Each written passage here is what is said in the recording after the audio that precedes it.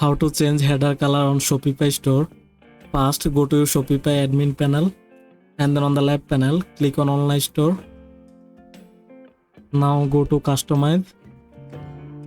After that, go to left panel and then click on header. Now on the right side, here you will see the menu changing option.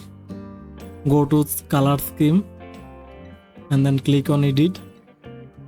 Background color, so click on that and then you can choose background color from here.